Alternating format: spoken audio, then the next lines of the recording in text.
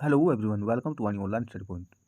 दोस्तों, आज हम सिंटैक्स में जो है definite, numeral adjective, indefinite adjective और नाउन और साथ साथ ही इनके साथ जो वर्ब आती है उसके विषय में अध्ययन करेंगे। वीडियो को अंत तक जरूर देखिए।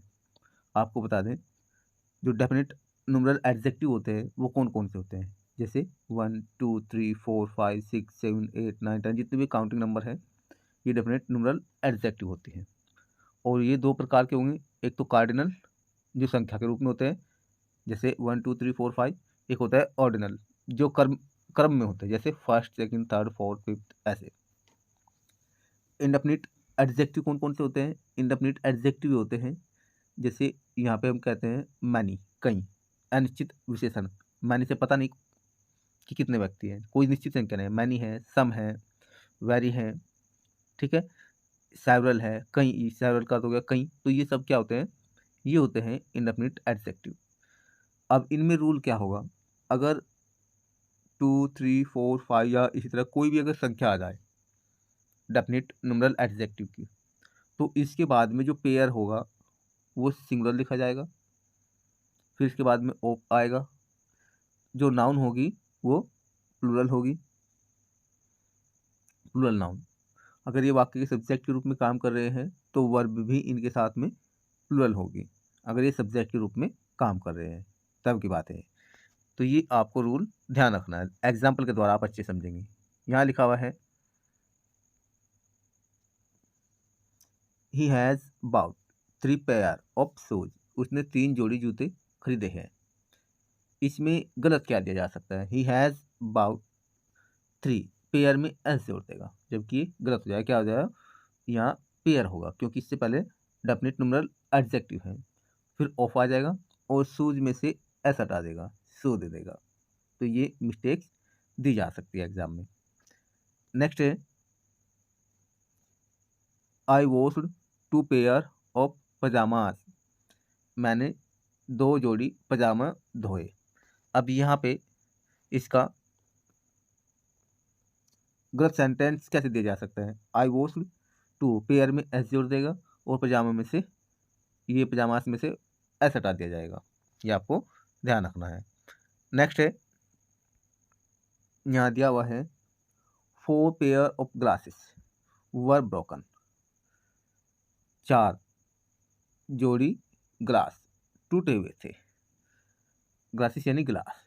अब यहाँ देखिए, इसे मिस्टेक में कैसे लिखा जा सकता है? 4 पेयर्स, पेयर में एस आ गया, ऑफ ग्लास में से एस ई एस हटा दिया, जबकि आपको ध्यान रखना है ऑफ के बाद में यहाँ 4 आ गया, फिर यहाँ पे पेयर आ गया, फिर ऑफ के बाद में जो नाउन होगी वो प्लुरल होगी।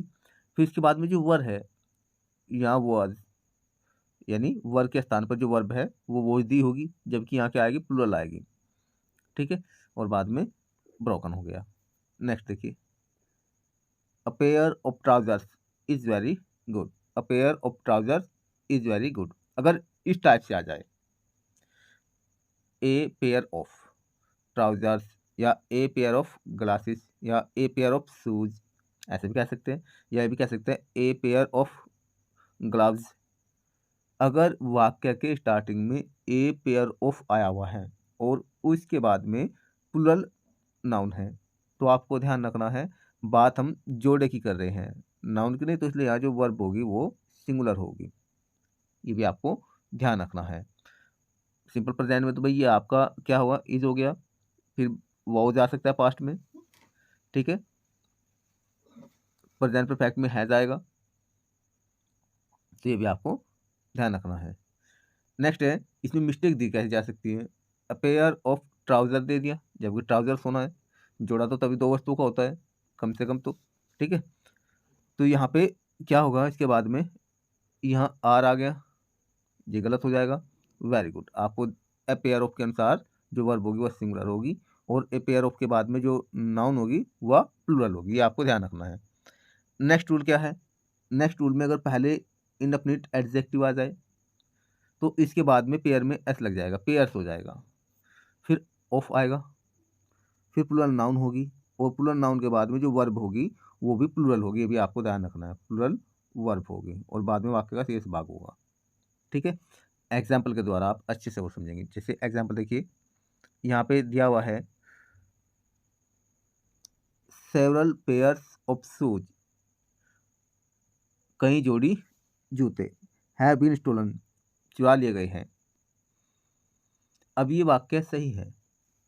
मिस्टेक कैसे दी जा सकती है? सेवरल पेयर में से एस हटा दिया जाएगा, सेवरल पेयर हो जाएगा, फिर ऑफ आ गया, ऑफ के बाद में जो शू दिया हुआ है इसमें ये केवल सिंगुलर फॉर्म में लिखेंगे, जबकि यहाँ शू जाना था। फिर हैव बीन स्टोलन, एक मिस्टेक तो ये दी जा सकती है इनसे। नेक्स्ट मिस्टेक क्या दी जा सकती है? सेवरल पेयर्स, यहाँ तक तो ठीक है। ऑफ शू, अब शू में से एस हटा दिया, ये एक तो मिस्टेक ही है। फिर हैव के स्थान पर हैज दे दिया, दूसरी मिस्टेक है ये। तो इस प्रकार आपको ध्यान रखना है। नेक्स्ट देखना, यहाँ कहा है some pairs of glasses are being used. अब इसमें जो है ये वाक्य सही है, लेकिन मिस्टेक क्या दी जा सकती है? सम के बाद में पेयर आएगा, इसमें से हटा दिया जाएगा, इसलिए गलत होगा। Of glasses are being used, बाकी ये सही हो गया, क्योंकि आपको ऐसा मान्य होता है कुछ। अब एक के लिए तो कुछ कहेंगे नहीं हम, यहाँ पे प्लुरल हो गया तो इसमें पेयर्स होगा, इसलिए यहाँ पे ये गलत है। एक तो गलती होगी, दूसरी गलती क्या दी जाएगी? सम पेयर्स, ये तो सही है। ऑफ यहाँ तक भी सही है, फिर ग्लास दे दिया। आपको ध्यान रखना, जब सम पेयर्स की बात आ गई, जोड़े ऐसा यानी असीमित संख्या में है, निश्चित नहीं कहा जा सकता, अनिश्चित संख्या में, तो ग्लास में यस जुड़ना था, ग्लासेस होना था। फिर आर बीइंग यूज, यहाँ तक ये मिस्टेक है इसमें। नेक्स्ट टाइप की मिस्टेक कैसे दी जा सकती है इसमें? सम पेयर्स ऑफ ग्लासेस, यहाँ तक तो ठीक है। फिर वर्ब सिंगुलर दे दी, आपको ये जानना है सिंगुलर वर्ब जो है ये नहीं आएगी, ये गलत होगी, प्लुरल वर्ब आएगी। फिर नेक्स्ट टाइप में गलती कैसे दी जा सकती है? सम पेयर्स ऑफ ग्लासेस, यहाँ तक ठीक है। आर यहाँ तक भी ठीक है। फिर बीइंग यहाँ तक भी ठीक है। फिर यूज लिख दिया, आपको ध्यान रखना है आर बीइंग या इज बीइंग, एम बीइंग, इनके बाद में जो वर्ब आएगी वो थर्ड फॉर्म में आएगी, तो यूज यहाँ फर्स्ट फॉर्म में है, ये आपको ध्यान रखना है। Next example, had Manu bought many pairs of glass, ये सेंटेंस सही है। मिस्टेक कैसे दी जा सकती है? हैड मनु बाउट, मैनी के बाद में जो पेयर है होगा वो सिंगुलर दिया जाएगा, एक मिस्टेक तो दी जाएगी ये। दूसरी mistake, had Manu bought many pairs of, फिर यहाँ ग्लव दे देंगे, जबकि यहाँ एस लगना था इसमें, ग्लव्स। तो इस प्रकार आपको ध्यान रखना है।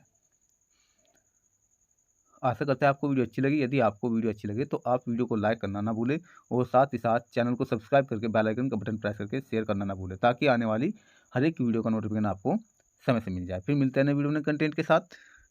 Thank you.